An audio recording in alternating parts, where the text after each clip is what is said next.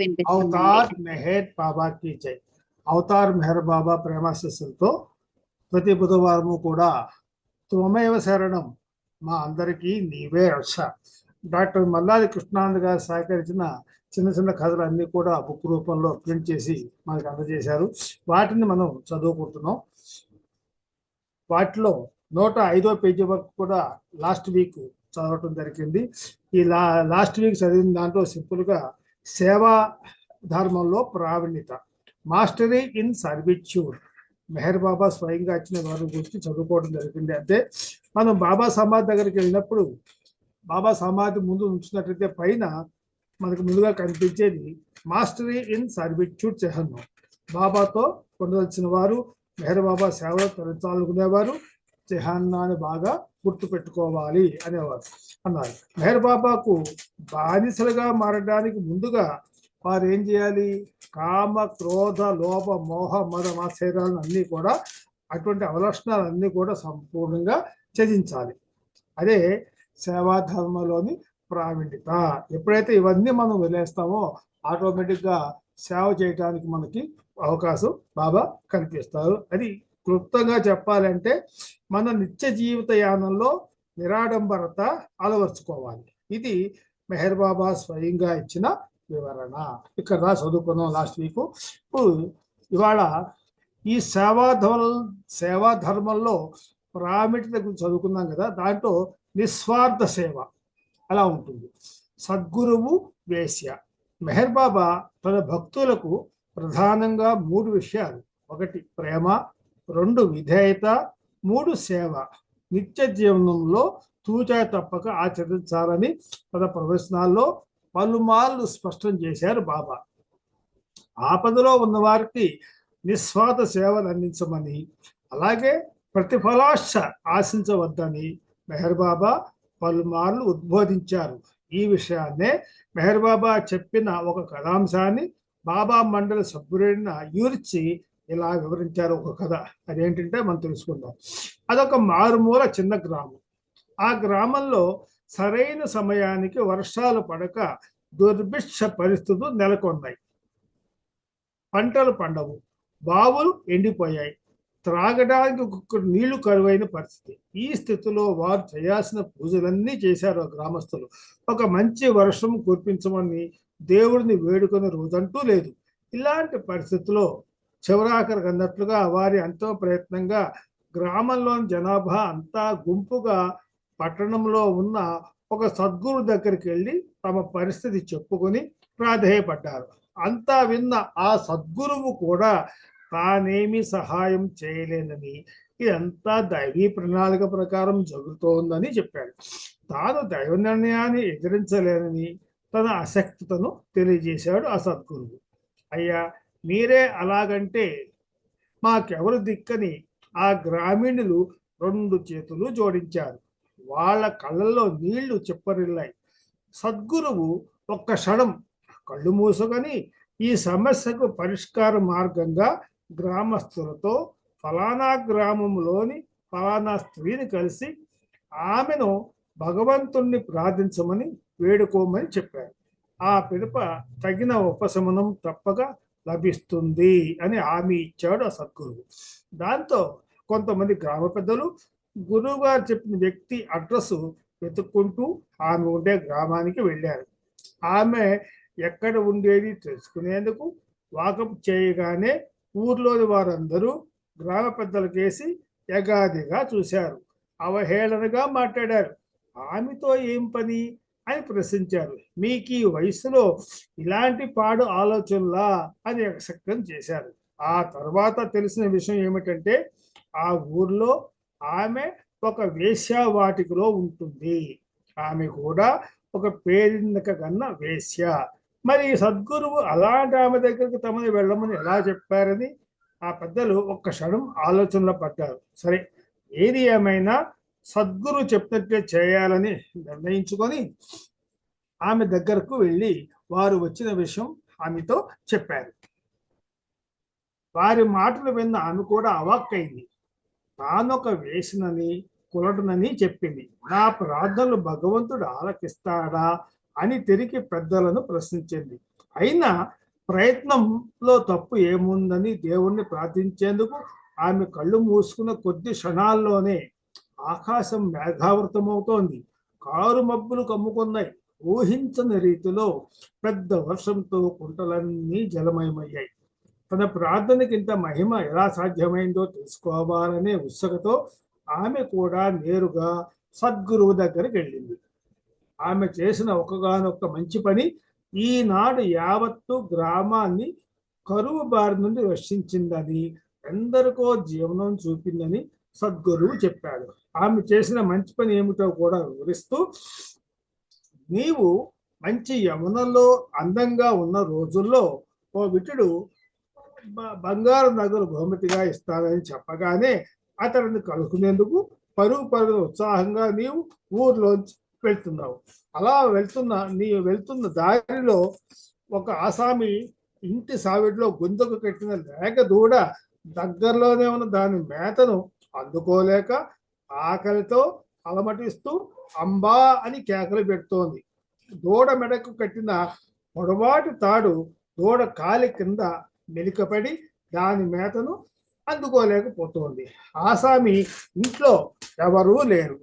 దూడ చేసే ఆర్తనాదాలు ఆలకించేవారు ఎవరూ లేరు. ఆ సమయంలో నీవు ఆ దారిని వెళ్తూ దూడకు దగ్గరగా దాని ఆహారాన్ని నీ ఎడమ కాలతో తన్ని నీ దారిన నీవు వెళ్ళిపోయావు. దూడ ఆకలి తీరింది. ఆ రోజు దూడకు నీవు చేసిన సహాయం చాలా మహత్తరమైందని సద్గురువు అన్నాడు. ఆ మాట నిజమే, కానీ నేను చేసింది సహాయమని, అదొక గొప్ప సేవని నేను భావించలేదు సరికదా. ఆనాడు నేనేం చేశానో కూడా ఈనాటి దాకా మీరు నాతో చెప్పేదాకా నాకు అసలు గుర్తు లేదని వేశ్య జవాబిచ్చింది. సద్గురువు నవ్వుతూ, నీవు చేసిన సేవ ప్రతిఫలాశ లేనిది, నిస్వార్థమైంది. చేసిన మంచి పనిని కూడా మర్చిపోయావు. అందుకే భగవంతుని మెప్పు పొందగలిగావు అని సద్గురువు స్పష్టం చేశాడు. ఇతరులకు చేసే ఎటువంటి సహాయాన్నైనా నిస్వార్థంగా చేయాలి. ప్రతిఫలాపేక్ష ఉండరాదు. అదే భగవంతునికి ప్రీతి అని మెహర్ బాబా పేర్కొన్నారని వివరించి చెప్పడం ముగించాడు. అదే నిస్వార్థ సేవకి నిర్వచనమని చెప్పకనే చెప్పాడు ఆయన. నెక్స్ట్, గుడి ఎదురుగా కూర్చునే బిచ్చగాడు కథ చదవండి. ఎలా ప్రార్థించాలి ఇంకొక ఎపిసోడ్. భగవంతుణ్ణి ఎలా ప్రార్థించాలి, భగవంతునికి ప్రార్థనలు అవసరమా, ఈ విషయాలపై బాబా ఒక సందర్భంలో తన ప్రేమికులతో ఇలా అన్నారు. భగవంతుడు మీ హృదయంలో పదిలంగా ఉన్నాడు. హృదయంతో ఆ దేవదేవుడిని ప్రేమించండి, ఆరాధించండి, మనసారా ప్రార్థించండి. దేవుడిని ప్రార్థించే సమయంలో మీ హృదయంలోకి ఎలాంటి ఆలోచనలు రానివ్వద్దు. అంటే మనం ప్రార్థన చేసేటప్పుడు, దేవుడిని ప్రార్థన చేసేటప్పుడు మనసులో ఎటువంటి ఆలోచనలు లేకుండా మన మనసుని ఆ భగవంతుని మీద ఉంచాలి. సాధారణంగా దేవుడిని ప్రార్థించడం అంటే, బాబా నీ దయ కరుణ మాపై ప్రశంపజేయి, మంచి ఆరోగ్యం, ఉద్యోగం, మంచి జీతం, ఇంకా ఇలా ఇలా ఎన్నో ప్రసాదించు, ఆశీర్వదించు బాబా అంటూ మీ కోరికల చిట్ట మీ ప్రార్థనలో చొప్పిస్తారు.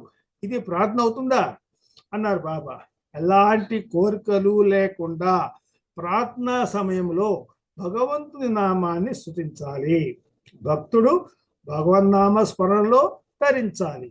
మీరు చూస్తున్న ఈ ప్రపంచం నిజం కాదని, ఇదంతా మిథ్య అని తెలుసుకున్నాక కూడా ఇంకా మాకు అది కావాలి ఇది కావాలని కోరుకోవడంలో అర్థం ఏమైనా ఉందా అని బాబా ప్రశ్నించారు. The real prayer to God is praise for him through love and nothing else. When you know you are in illusion, why keep asking for more of it. ఈ విషయమై తన మండలి ప్రేమికుడిని ఒక కథ చదివి వినిపించమన్నారు. ఆ కథ ఇలా ఉంది. మన నిత్య జీవితంలో ఇలాంటి వ్యక్తులు మనకు చాలా మంది తారసపడతారు కూడా. బాబా ప్రేమికులుగా ఈ కథను నిశ్చితంగా పరిశీలించండి. ఈ కథకు ముగింపు పాఠకులు తెలుసుకుంటేనే బాగుంటుంది. ముగింపు ప్రస్తావించడం లేదు, గమనించగలరు. ఆ కథ ఏమిటంటే బిచ్చగాడి కథ. అనగా ఒక ఊరు. ఆ ఊరిలో ఒక బిచ్చగాడు ఉన్నాడు. స్థానికంగా ఊర్లో ఉన్న దేవుని గుడి ఎదురుగా కూర్చునేవాడు. భక్తులు అడపాదడపా వేసే ప్రతి పైసా భిక్షాన్ని తన జీవనం కోసం కూడబెట్టేవాడు. కొద్ది రోజులు అయ్యేసరికి ఆ పైసలు అన్నీ కలిపితే 100 పైసలు అయ్యాయి. ఆ పైసలన్నింటినీ కలిపి ఒక వెండి నాణ్యం కొనుగోలు చేశాడు. ఇలా పైసా పైసా కూడబెడుతూ 25 వెండి నాణ్యాలు కూడబెట్టేసరికి వృద్ధాప్యం వచ్చేసింది. ఇక తానెంతకాలమో బ్రతకననే విషయం అతనికి తెలిసిపోయింది. ఇలా కష్టపడి కూడబెట్టిన వెండి నాణ్యాలను ఎలా భద్రపరచాలా అని ఆలోచనలో పడ్డాడు. తన జీవితాంతం కష్టించి సంపాదించిన ఆ నాణ్యాలను ఎవరికి దారాదత్తం చేయడం అతనికి ఏమాత్రం ఇష్టం లేదు. ఆ నాణ్యాలు తన మరణానంతరం ఎవరికి చెందరాదనుకున్నాడు. తన చొక్కా జేబుల్లో ఉంచుకుని మరణిస్తే ఎవరైనా దొంగిలించే అవకాశం ఉందని తాను బ్రతుకుండగానే ఆ నాణ్యాలన్నింటినీ మింగేసి తన శరీరంలోనే ఎవరికి తెలియకుండా భద్రపరచాలనుకున్నాడు. అలా చేయడం వల్ల తన మరణానంతరం కూడా తన జీవిత కాలంలో సంపాదించిన నాణ్యాలు తనతో పాటే ఉండిపోతాయనుకున్నాడు. ఆ ఆలోచన వచ్చిందే తడువుగా వెండి నాణ్యాలను ఒక దానిపై ఒకటి ఉంచి వాటిన్నింటినీ ఒక్క గుటకలో మింగేశాడు. ఆ ప్రయత్నం వికటించింది. ఆ నాణ్యాలన్నీ ఒక్కసారిగా మింగుడు పడక గొంతులో అడ్డం పడి ఊపిరాడక ప్రాణాలు వదిలేశాడు ఆ ముసలి బిచ్చగాడు. ఏమైతేనేమి, బిచ్చగాడు ఆశించినట్లుగా అతను సంపాదించిన నాణ్యాలు ఏవి ఎవరికి దక్కకుండా తన దేహంలోనే ఉంచుకుని శరీరాన్ని చాలించాడు. ఇంతవరకు బానే ఉంది. ఆ అనాథ శవాన్ని స్థానిక మున్సిపాలిటీ వాళ్ళు ఖననం చేశారు. తూతూ మంత్రంగా ఆ అంత్యక్రియల్ని జరిగిపోయాయి. చనిపోయిన ఆ కళేబరాన్ని అనేక జంతువులు తమ ఇష్టం వచ్చినట్లు పీకుతున్నాయి. శరీరంలోని మాంసాన్ని ఆరగించేశాయి. తలభాగం పురితో పాటు శరీరంలోని ఎముకలన్నీ చల్లాచెదరైపోయినాయి. ఒక రోజున ఆ దారి వెంపటి వెళ్లే స్కూల్ పిల్లల కాలికి ఎముకల గూడులాగా ఉన్న ఆ బిచ్చగాని పుర్రె వారి కాలికి తగిలి గలగలా చప్పుడు చేసింది. ఆ చప్పుడు వారిని ఎంతో ఆకర్షించింది. చాలాసేపు ఆనందంగా ఆ పురితో ఆడుకుని పురి లోపల చేస్తున్న గలగలను బయటికి తీయాలని పెద్ద బండరాలతో కొట్టారు. ఆ గలల చప్పుడు కారణం ఆ వృద్ధుడు చనిపోతూ మింగిన నాణ్యాలు నోటి భాగంలోనే పళ్ళ బిగువున ఉండిపోయాయి. అవి కడుపులోకి పోలేదు. పిల్లలందరూ ఆ పుర్రెను బద్దలు కొట్టారు. వెండి నాణ్యాలు బయటపడ్డాయి. అదండి సంగతి. ఆ గర్భ శ్రీమంతుడికైనా దమ్మిడి లేని బిచ్చగాడి విషయంలో అయినా తేడా ఏముంది? మెహర్ సందేశం ఇక్కడ భగవన్నామ స్మరణే భగవత్ ప్రేమ అనుకోకండి. భగవంతుని చూడాలనుకోవటం, భగవంతుడి గురించి తెలుసుకోవాలనుకోవడం ఇవి నిజమైన ప్రేమ. ఈ దైవీ ప్రేమ స్వతహాగా పుట్టదు, అదొక వరప్రసాదం.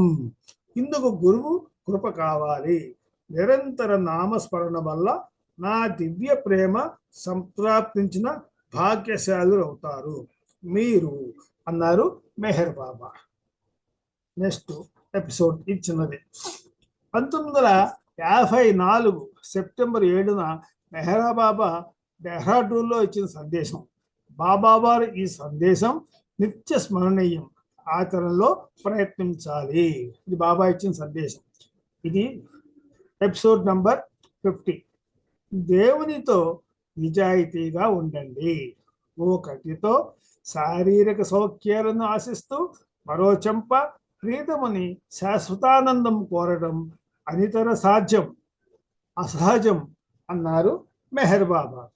ఇది హిపోక్రసీకి పరాకాష్ట అన్నారు. మీకోసం నేను చెప్పిన అనేక ప్రవచనాలు మీకు బోధపడతాయని నేను అనుకోవడం లేదు. యుగ యుగాలుగా మిమ్మల్ని మేల్కొల్పుటకే నేను అనేక సందేశాలు ఇచ్చాను. మీ పరిమిత మనస్సులో నాటిన ఆ ప్రేమ బీజాలు కాలక్రమంలో ఫలించి పుష్పించి ఫలప్రదమై ఎన్నటికైనా మీలో ఎంచుకున్న మార్గంలోనే ప్రయాణించాలనుకుంటే మిమ్మల్ని ఎవ్వరూ ఆపలేరు. మీలో నిగూఢంగా ఉన్న జ్ఞానశక్తిని పెంపొందిస్తుంది. బాబా ఇచ్చిన ప్రేమ బీజాల కాలక్రమంలో ఫలించి పుష్పించి ఫలప్రదమైతే మనలో ఉన్న ఆ జ్ఞానశక్తిని పెంపొందిస్తుంది. అయితే మన అజ్ఞానం వల్ల మనం ఎంచుకున్న మార్గంలోనే ప్రయాణించాలనుకుంటే మిమ్మల్ని ఎవ్వరూ ఆపలేరు అన్నారు బాబా. మానవ జీవిత లక్ష్యం భగవంతునితో ఐక్యం కదా. నేను చెబుతున్న ప్రవచనాలను పక్కన పెట్టి మీరు ఎంచుకున్న మార్గంలో ప్రయాణిస్తే కూడా మీ గమ్యాన్ని చేరుకుంటారు. అయితే ఎన్నో జన్మలు ఎత్తి మరెన్నో కష్టాలు భరించాక మీ జీవిత లక్ష్యం చేరుకుంటారు. అదే నేను ప్రవచించిన సందేశం ఆలకించి ఆచరించడం వల్ల మీరు రుజు మార్గంలో పయనించిన వారవుతారు. మీ జీవిత గమ్యం సుఖప్రదం, అతి త్వరలోనే శుభప్రదం అవుతుంది. ఈ ప్రాపంచిక మాయాజాలంలో చిక్కుకోవద్దు. అనేక కష్టాలను కొని తెచ్చుకోవద్దు. మానవ జీవిత లక్ష్యాన్ని తెలుసుకోండి. నిజాయితీగా మసులుకోండి. మీకు మీరుగా భగవంతుని ఎడల నిజాయితీగా ఉండండి. మీ చుట్టుపక్కల ఉన్నవారు, మీ చుట్టుపక్కల ఉన్న సమాజం మిమ్మల్ని గమనించడం లేదని, వారి కనుగప్పి వారు మిమ్మల్ని చూడలేదని, కనిపెట్టలేకపోయారని మీ ఇష్టం వచ్చిన రీతిలో ప్రవర్తించవచ్చు. కానీ భగవంతుడు సర్వజ్ఞుడు. దేవునికి అన్నీ తెలుసు. దేవుని కనుచూపుల నుండి మీరు ఎన్నటికీ తప్పించుకోలేరు. అదే దైవీ ప్రణాళిక ప్రత్యేకత అని బాబా స్పష్టం చేశారు. అంటే భగవంతుడు సర్వజ్ఞుడు. బాబా కూడా భగవంతుడు కాబట్టి ఆయన సర్వజ్ఞుడు. మనం చేసేవన్నీ కూడా ఆయనకి తెలుస్తూ ఉంటాయి. ఆయన అన్ని గమనిస్తూ ఉంటాడు. కాబట్టి మనం ఆయన చూపు నుండి ఎటువంటి పరిస్థితులను కూడా తప్పించుకోలేము అని బాబా స్పష్టం చేశారు. ఇది నా దైవీ ప్రణాళిక. దేవుని ఎదుట నిజాయితీగా ఉండండి. తద్వారా మీ జీవిత లక్ష్యం సులువుగా చేరుకోగలుగుతారని బాబా తన సందేశం ముగించారు. బాబా వారి ఈ సందేశం నిత్య స్మరణీయం. ఆచరణలో అనుసరించడానికి ప్రయత్నించుదాం. అంటే భగవంతునితో నిజాయితీగా ఉండటానికి మరియు నిస్వార్థ సేవ చేయడానికి, బాబాను ప్రేమించడానికి మనం ఎల్లవెల్లా ప్రయత్నం చేస్తూ ఆచరించడానికి ప్రయత్నం చేస్తూ ఆ యొక్క బాబా ఇచ్చిన సూక్తులను పాటిస్తూ ఆయన నామస్మరణలో గడుపుతూ బాబా యొక్క కొంగును వేడకుండా ఉండటానికి మనం ఎల్లవెల్లా ప్రయత్నం చేయాలి. అంటే బాబా ఈ సందేశం నిత్య స్మరణీయం. ఆచరణలో అందించడానికి మనం ఎప్పుడు కూడా ఇవన్నీ కూడా ప్రయత్నం చేస్తూ ఉండాలి. ఇది అవేకనర్ జనరల్ వాల్యూమ్ 2 నవంబర్ 1 పేజీ 5 ఆధారంగా ఇది ఇవ్వటం జరిగింది. తర్వాత ఏది సత్యం ఏది అసత్యం, మెహర్ బాబా తన మండలితో చెప్పిన విషయాలు దయచేసి పరిశీలించండి. ఇరుచి మాటల్లోనే. వ్యాపారం ఏదైనప్పటికీ ఇద్దరిలో ఒకరు లాభపడతారు, మరొకరు నష్టపోవాల్సిందే. క్లుప్తంగా చెప్పాలంటే వ్యాపార లక్షణమే ఇది. ఈ విషయమే బాబా చెప్పిన కథాంశాన్ని మండలి సభ్యుడిని యూరిచి ఇలా చెప్పారు. ఒకసారి బాబా దగ్గరికి ఒక ప్లేటర్ వచ్చాడు. న్యాయవాది వృత్తి గురించి మీ అందరికీ తెలుసు. సత్యానికి ఆ వృత్తి ఏ మాత్రం విలువ ఇవ్వదు. మెహర్ బాబా ప్లేటర్తో ఇలా అన్నాడు, నీ సహాయం కోరి వచ్చిన కక్షిదారులకు నీ సహాయం అందించేందుకు నీ సాయశక్తులా ప్రయత్నించమన్నారు. కక్షిదారు చెప్పిన కేసు వివరాలను తెలుసుకొని కోర్టులో గట్టిగా వాదించి అతడిని నీవు కాపాడటానికి ప్రయత్నించకపోయినట్లయితే నీవు అతడికి ద్రోహం చేసిన వాడి అవుతావు అన్నారు బాబా. అలాంటి సందర్భంలో నిజం అనే పదానికి నిర్వచనంగా చెప్పే సూత్రాలను నీవు పాటించాల్సిన పని లేదు. నీ వృత్తికి అనుకూలమైన ఏ పద్ధతినైనా ఉపయోగించి నీవు అతన్ని కాపాడటమే నిజాయితీ అని బాబా సలహా ఇచ్చారు. అదే మాదిరిగా చార్టెడ్ అకౌంటెంట్గా పనిచేసేవాని గురించి బాబా ప్రస్తావిస్తూ మీ ఖాతాదారులు పన్నులు కట్టకుండా చట్టంలో ఉన్న లొసుగుల ద్వారా పన్ను నుండి ఎలా తప్పించుకోవాలో తెలియజెప్పడంలో తప్పు లేతున్నారు బాబా. ప్రతి ఒక్కరూ తప్పక సకాలంలో పన్నులు చెల్లించి ప్రభుత్వాలకు సహకరించాలి అన్నారు. అదే సమయంలో తక్కువ పన్నులు కట్టేలా మీ కస్టమర్ సలహా ఇవ్వడం కూడా మీ బాధ్యత అని చార్టెడ్ అకౌంటెంట్కి బాబా తెలియజేశారు. అలా కాని పక్షంలో చార్టెడ్ అకౌంటెంట్గా మీరు నిజాయితీగా వ్యవహరించినట్లు కాదంటూ బాబా ఇలా అన్నారు. మనందరం ఈ గొప్ప నాటక రంగం మీద నటిస్తాం. ప్రతి ఒక్కరూ ఎవరి శక్తి మేరకు వారు సమర్థవంతంగా వారి పాత్రను పోషించాలి. నిజాయితీగా ఉండటం అంటే అదే అని హెచ్చరించారు బాబా. యూర్త్ ఇంకా ఎలా అన్నారు, నేను చిన్నప్పటి నుంచి నిజం మాట్లాడేవాడిని. నేను బాబా దగ్గరకు వచ్చిన తర్వాత నేను నిజమే మాట్లాడుతానని నేనెంతో గర్వపడేవాడిని. అలా అబద్ధాలు చెప్పేవాడిని నేను చాలా ఘాటుగా విమర్శించేవాడిని. అలాంటి వారిని అసహించుకునేవాడిని, నిజం మాట్లాడమని హెచ్చరించేవాడిని. అలా నా మాటలతో చాలా మంది హృదయాల్ని గాయపరిచాను. ఇది బాబా గమనించి ఒకరోజు నన్ను తన వద్దకు పిలిచారు. బాబా నన్ను తన పక్కన కూర్చోబెట్టుకుని నిజం మాట్లాడుతున్నందుకు నీవెంతో ఆనందిస్తావు కదా అన్నారు. నేను అవునని చెప్పాను. నిజం మాత్రమే వెళ్ళా మాట్లాడతానని నేను చాలా గర్వపడతాను అన్నారు. దాంతో బాబా ఇలా అన్నారు, నీకు సత్యం అంటే ఏమిటో తెలుసా అని ప్రశ్నించారు. నీవు ఏది మాట్లాడితే ఇతరులకు సహాయం అవుతుందో అది సత్యం అనిపించుకుంటుంది అన్నారు. మాట్లాడటం వెనుక ఉన్న ఉద్దేశం ఏదైతే ఉందో అదే సత్యం అని బాబా చెప్పారు. మహమ్మద్ ప్రవక్త శరీరం విడిచిన తర్వాత అతని దగ్గర శిష్యుడైన ఆలీ ఒక రోజు మసీదు బయట కూర్చుని ఉన్నాడు. ప్రవేశ ద్వారానికి ఒక ప్రక్కగా ఆలీ కూర్చున్నాడు.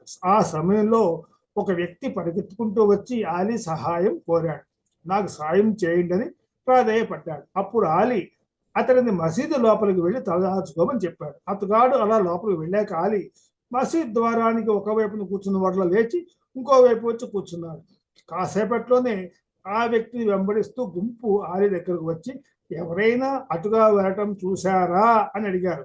లేదు, నేను ఈ స్థానంలో కూర్చున్నప్పటి నుంచి చూడలేదు అని వాళ్ళకు సమాధానం చెప్పాడు. దాంతో ఆ వ్యక్తిని చంపడానికి వచ్చిన గుంపు మరో దిశలో వెళ్ళిపోయారు. ఆ ఆగంతుడు ఆలీ వల్ల రక్షణ పొందాడు. ఇక్కడ ఆలీ అబద్ధం ఆడాడా అంటే లేదనే చెప్పాలి. ఇతరులకు సహాయం చేయడానికై తప్పనిసరి పరిస్థితుల్లో నీవు ఏది మాట్లాడినా అది సత్యమే అవుతుందని బాబా అన్నారు. బాబా చెప్పిన ఈ చిన్ని కథ నేను అన్నటికీ మరువలేను అంటూ ఇప్పుడు చెప్పండి, ఏది సత్యం ఏది సత్యం అని ఈర్చి ప్రశ్నించారు.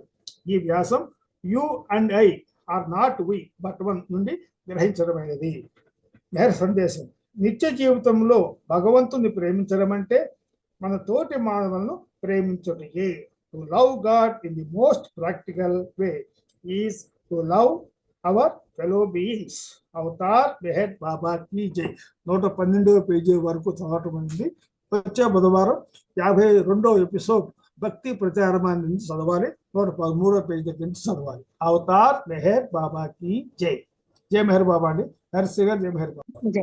జై మెహర్ బాబా అండి. శర్మ గారు చాలా చక్కటి విషయాల్ని చెప్పారు.